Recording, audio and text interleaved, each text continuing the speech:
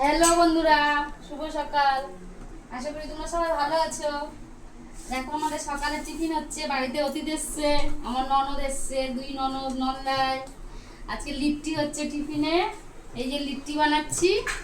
লিট্টিটা হচ্ছে গিয়ে দু রকম ভাবে হবে, কেউ সেকা খাবে, কেউ তেলে ভাজা খাবে।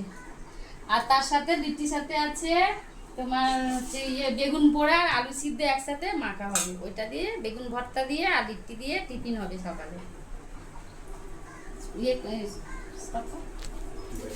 এই যে লিট্টি তেলে ভাজবো, তেলে ভাজা খাবে কেউ, কেউ খাবে আবার সেকা।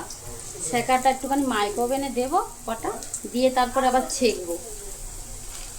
আমি তেলের মধ্যে কটা দিচ্ছি।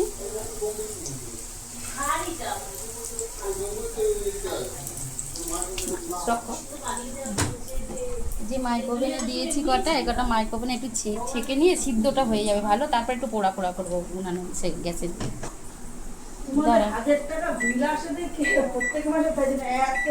আমাদের এইখানে যদি 5 টাকা হয়, আমাদের